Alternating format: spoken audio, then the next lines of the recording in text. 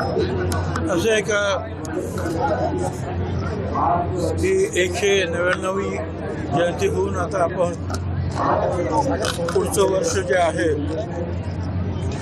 ते द्विशताब्दी वर्ष म्हणून महात्मा ज्योतिराव फुले यांचं अख्खा देश आणि देशाच्या बाहेर सुद्धा साजरा करणार आहे.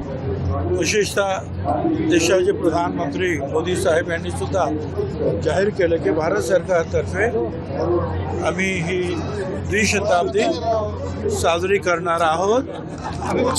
त्याचप्रमाणे फडणवीस यांनी सुद्धा सांगितलं, कमिटी वगैरे त्यांनी नेमली, भारत सरकारने सुद्धा त्यासाठी कमिटी नेमली आणि त्याद्वारे जे आहे त्यांनी सांगितलं की आजपासून वर्षभर वेगवेगळे कार्यक्रम. आज खानवडीला जे आहे महात्मा ज्योतिराव फुल्यांचं जन्मगाव, तिथे एक अतिशय सुंदर शाळा बांधण्यात आली. त्याचं उद्घाटन मुख्यमंत्र्यांनी केलं आणि तिथून या कार्यक्रमाला सुरुवात केली. कारण शिक्षण बाकीच्या तर गोष्टी होत्याच, अछूतपणा दूर करणं, शेतकऱ्यांना त्यांचे हक्क काय, त्यांचं कर्तव्य काय,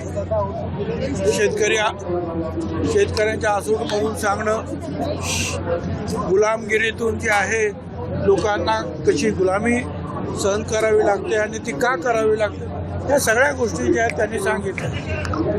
पण शिक्षण जे आहे त्या बाबतीमध्ये त्यांनी जास्त लक्ष दिलं सावित्रीबाई फुले आणि त्यांनी. आणि म्हणून तिथे पहिली अतिशय सुंदर शाळा जी आहे ज्योती सावित्री शाळा खानवडीला सुरू झाली. आणि आता वर्षभर जे आहेत वेगवेगळे संस्था कार्यक्रम करतील, सरकार कार्यक्रम करेल, देशभर हे कार्यक्रम सुरू राहणार आहे. साहेब, आज आपलं सौभाग्य खरं तर चांगलं म्हणावं लागेल, नशीब म्हणावं लागेल. एक अपघात होता राहिला आहे. काय नेमकं सगळं घडलं होतं? मुख्यमंत्र्यांनी चौकशीचे आदेश दिले. अरे काही अपघात वगैरे काही नाही आहे. चुकून जे काही काय म्हणतात ते कार पार्क होतं, आमच्या काय म्हणतात त्या पायलटला काही सापडलं नाही, तो हेल्पॅड कार पार्कमध्ये उतरलं, शांतपणे उतरलं, छान उतरलं, आम्ही छान बाहेर आलो. काय काळजी करायचं कारण. चला, सुनेत्रा पवारांच्या जीवाला धोका आहे असं एक SITला पत्र दिले बीडमधून. असं आहे की ते असेल तर निश्चितपणे त्यांना पण संरक्षण आहेच, आणखी संरक्षण मुख्यमंत्री देतील आणि कार्यकर्ते सुद्धा आम्ही सगळे त्यांची काळजी घेऊ. वारकरी संप्रदायामध्ये प्रतिगामी लोक घुसलेत असं पवारसाहेब म्हणतायत. वारकरी संप्रदायामध्ये प्रतिगामी लोक घुसले असं पवारांनी भाष्य केले. अनेक क्षेत्रामध्ये जे आहेत पुरोगामी आणि प्रतिगामी आहेत, अनेक क्षेत्रात. कधी एकच क्षेत्र आहे अशातला भाग नाही, वेगवेगळ्या ठिकाणी. पण म्हणून तर महात्मा फुले आणि सावित्रीबाई फुले, डॉक्टर बाबासाहेब आंबेडकर, शाहू महाराज यांचे कार्यक्रम आपण राबवायला पाहिजे की ज्यामुळे जो आहे हा प्रतिगामीपणा जो आहे हा कमी होईल. मनीषा म्हैसकर ज्या अतिरिक्त सचिव आहेत, मनीषा म्हैसकर, त्यांनी म्हटलंय की महायुतीमधल्या एका मंत्र्यांनी सांगितलं की महिला अधिकारी नको म्हणून त्यांच्या विभागात. मला काय कल्पना नाही असं कोणी काय म्हटलं. त्यांनी एका मुलाखतीत बोगस केला आहे दिल्ली. महात्मा फुलेंची जयंती आहे, एकीकडे आपण जयंतीचं संपूर्ण वर्ष साजरा करणार आहोत. मात्र आपण दुसरीकडे बघितलं तर बंधू बाबा यांची प्रकरणं राज्यासमोर येतात. ते राजकारणी म्हणजे यासाठीच तर हे वर्ष जे आपल्याला साजरं करायचं आहे. फुले, शाहू, आंबेडकर या सगळ्याची आठवण काढायची त्याच्यासाठीच. एकंदरीत अंधश्रद्धेपासून दूर राहा. आपले लोक जर अंधश्रद्धेपासून दूर राहिले तर हे बाबा निर्माण होणारच नाहीत ना. असले राजकारण्यांना काय सांगणार? मोठ्या प्रमाणात सगळ्यांसाठीच आहे. महात्मा फुले, शाहू, आंबेडकरांचं तत्वज्ञान हे लहान मोठे मंत्री, संत्री, सामान्य माणसं सगळ्यांसाठी आहे. स्त्री पुरुष सगळ्यांसाठी जे आहे हा सगळा धडा त्यांनी आपल्याला दिलेला आहे. मला असं वाटतं आपण ते लक्षात ठेवून पुढे गेलं पाहिजे.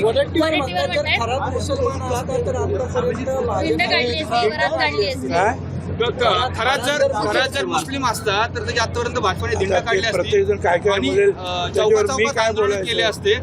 काय भाजप यांना सेव्ह करते का खरातांना? असं वाटतंय का? कारण की अनेक नेत्यांसोबत त्यांचे फोटो आहेत, त्यामुळे असं वाटतंय का? हे बघा, आता माझ्या भोवती सुद्धा असे अनेक लोक उभे आहेत, बरोबर. कोण काय आम्हाला काय माहिती असतं का? असे कोण बाबा लोक पण आले तर आपल्याला वाटतं साहेब साधू आहे, संत आहे, नमस्कार बाबा. म्हणजे काय, तो माणूस जो आहे तो काय त्याच्या दुष्कृत्यामध्ये काही सामील झालेला नाही.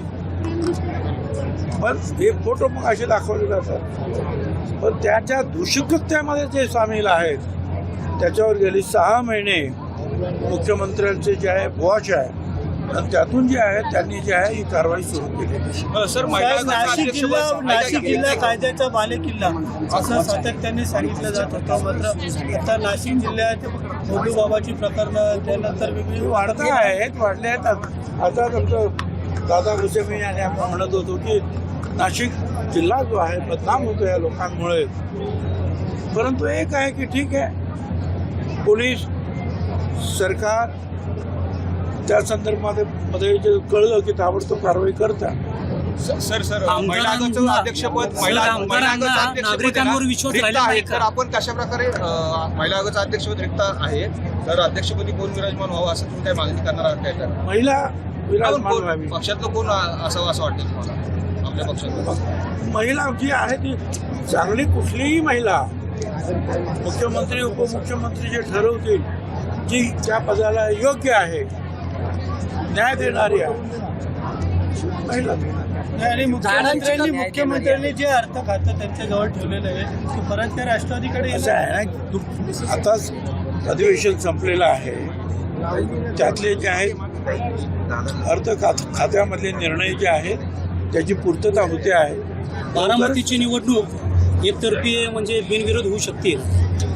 असं आहे की मोठे मोठे पक्ष आहेत, काँग्रेस सहित त्यांनी सगळ्यांनी माघार घेतली, तर सगळ्यांचे आम्ही आभारी आहोत.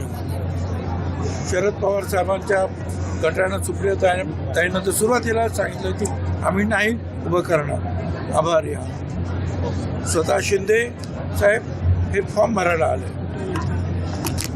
फडणवीस साहेब यांनी सुद्धा काँग्रेसचे जे सबका आहेत अध्यक्ष राज्य त्यांना स्वतः फोन केला. तर असं उद्धवजी ठाकरे यांना सुद्धा विनंती केली. सगळ्यांनी जे आहे त्या विनंतीला मान दिलेला आहे. आणि त्यामुळे जे आहे आता काही जे आहेत मंडळी उभे आहेत अपक्ष वगैरे, मला असं पडलं काय वाटतं अपक्षांना मागे गेलं? मला असं वाटतं की बरेचसे जे आहेत माघार घेतील. त्यात पक्ष कमी पडलं का अपक्षांना माघार घेण्यासाठी? नाशिकमध्ये झाड चाललेलं आहे. हा? बरोबर, नाशिकमध्ये नाशिक अरे येथे झालं ना का, नाशिक झालं, पूर्ण झालं, आता काय राहिलं? झाडांच्या कत्तली हा? सुरू आहेत कुंभमेळ्यासाठी नाशिकमध्ये.